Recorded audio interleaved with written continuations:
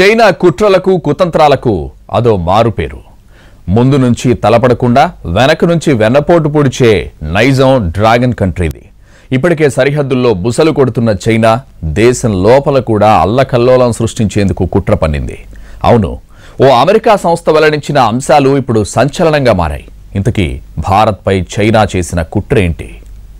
October 12న Mumbai విద్యుత్ వ్యవస్థ ఒక్కసారిగా స్తంభించిపోయింది. దేశ ఆర్థిక రాజధానిలో ఎప్పుడూ లేనంతగా చీకట్లు అలముకున్నాయి. అంతా అంధకారమయం.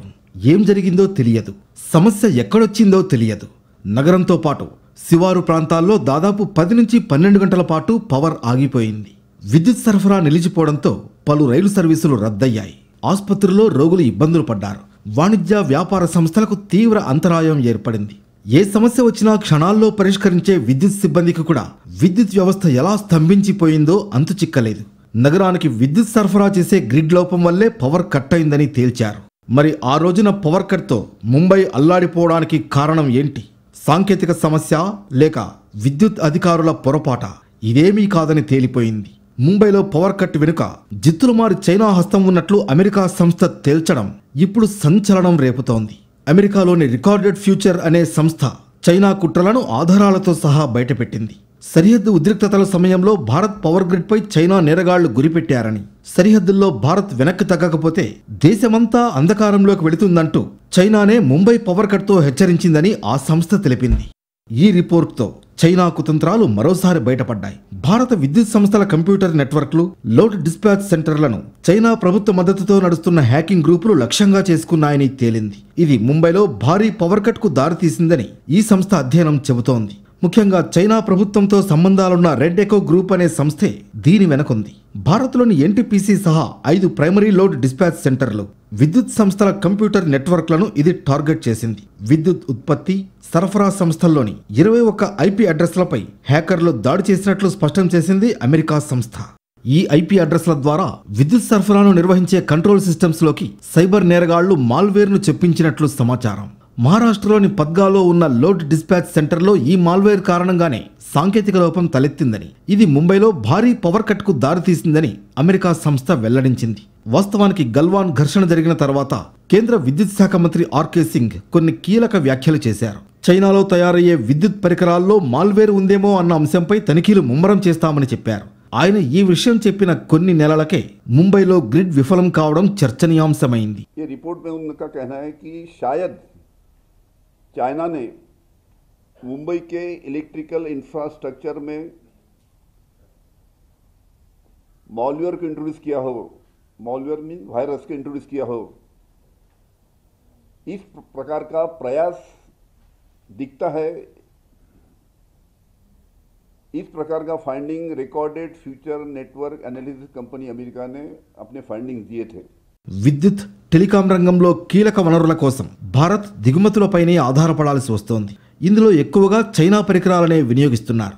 భారత్లో వినియోగించే రూటర్లు అత్యధికం అక్కడి నుంచే వస్తున్నాయి. దీంతో ఈ రంగాలు చైనా హ్యాకర్లకు లక్ష్యంగా మారుతున్నాయి. భారత బ్యాంకింగ్ వెబ్సైట్లు, డేటా రిపోజిటర్లు తరచూ డ్రాగన్ హ్యాకర్ల దాడికి గురవుతూనే ఉన్నాయి. 2012లో సైబర్ దాడి కారణంగా నేషనల్ పవర్ గ్రిడ్లో సమస్యలు తలెత్తాయి. ఈ ఘటన తర్వాత భారత్ కొన్ని కీలక నిర్ణయాలు తీసుకుంది. భారత విద్యుత్ రంగంలో చైనా పరికరాలను పూర్తిగా నిషేధించాలని 2015లో Indian electronics and electrical manufacturers అసోసియేషన్ను కోరింది. ఇది జరుగుతుండగానే మరోసారి భారత పవర్ గ్రిడ్ పై కుట్రలకు తెరలేపింది చైనా. గాల్వాన్ ఘర్షణతో చైనా, ఇండియాల మధ్య వివాదం తారాస్థాయికి చేరింది.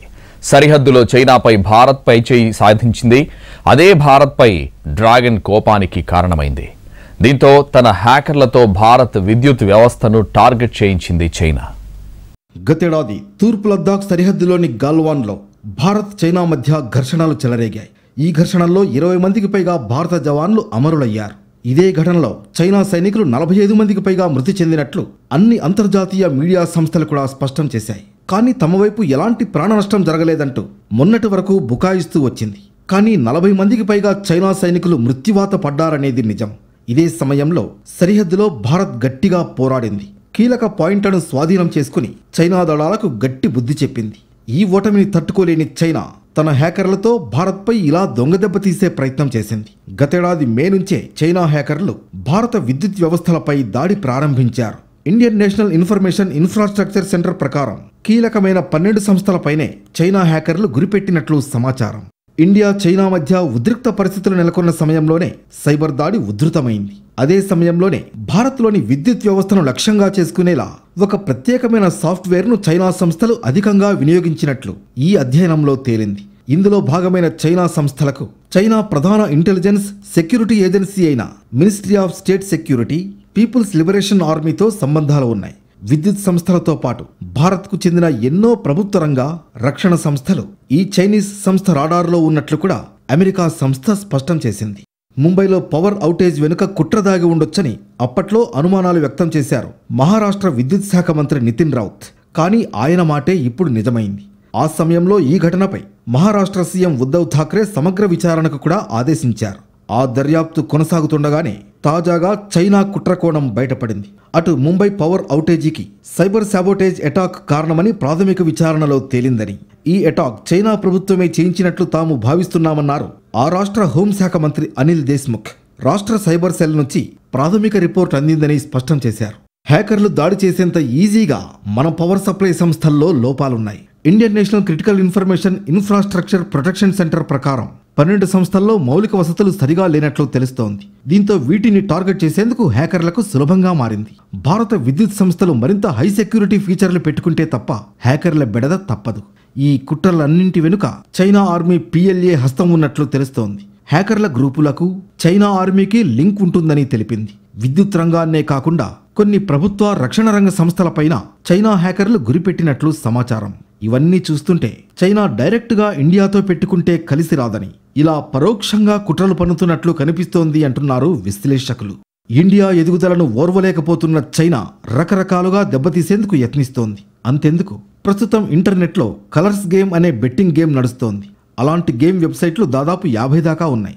అవన్నీ చైనా నుంచే నడుస్తున్నాయి. ఈ సైట్లు భారతీయ యువతను టార్గెట్ చేస్తూ బెట్టింగ్ పేరుతో రోజు 100 కోట్లు లాగేస్తున్నాయి. మన దేశ పవర్ గ్రిడ్నే కాదు, అటు మన వ్యాక్సిన్ పై కూడా చైనా హ్యాకర్లు దాడులకు తెగబడ్డారు. టీకా సమాచారాన్ని దొంగిలించే నీచ ప్రయత్నానికి డ్రాగన్ కంట్రీ ఒడగట్టింది. భారత్ రూపొందించిన కరోనా వ్యాక్సిన్ పై కూడా చైనా కుట్రలకు తెరలేపింది.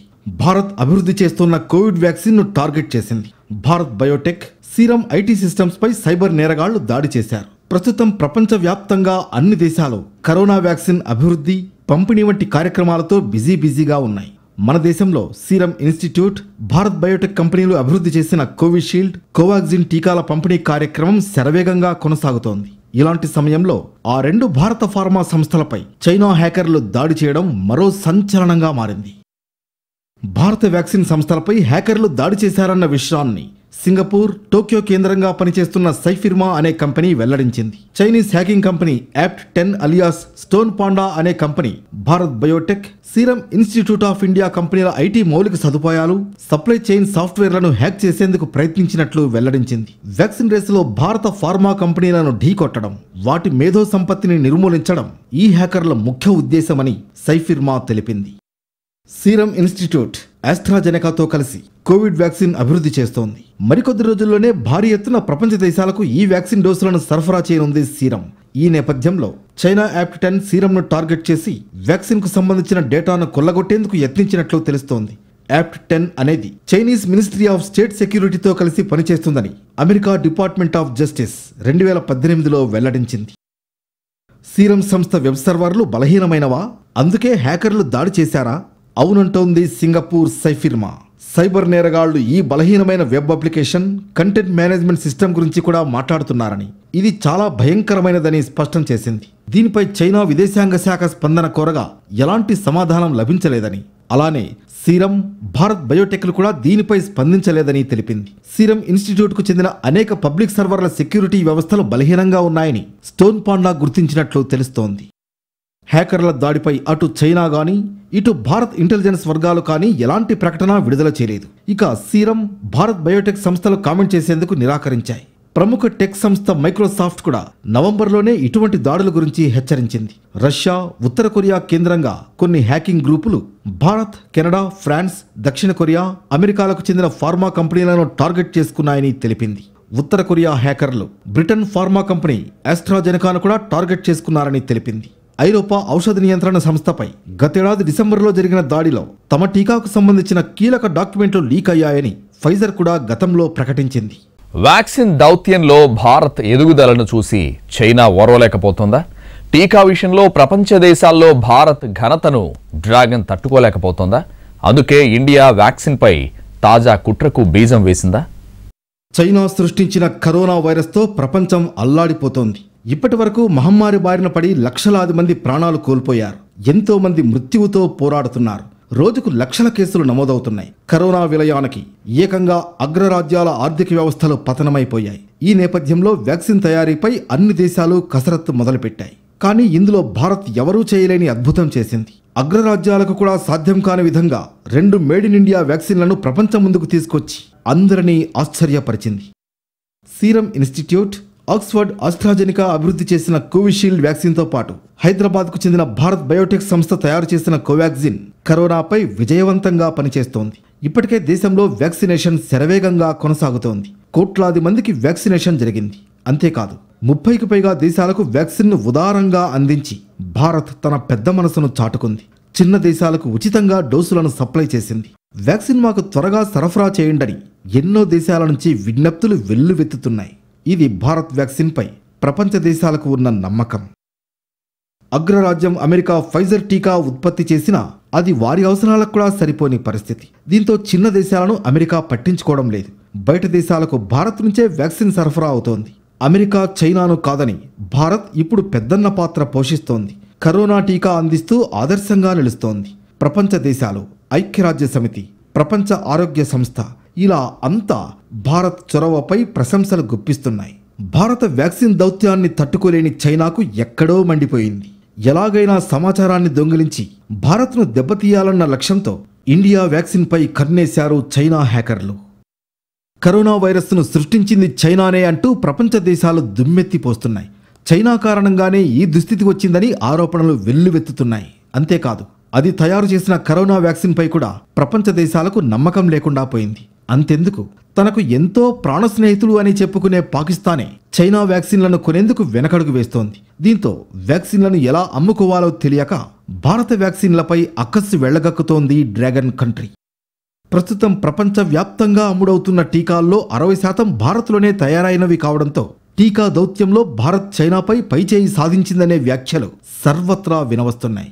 ఈ నేపథ్యంలో భారత్ టీకా వివరాలను చైనా తస్కరించేందుకు ప్రయత్నించిందంటూ వస్తున్న వార్తలు ప్రాధాన్యతను సంతరించుకున్నాయి.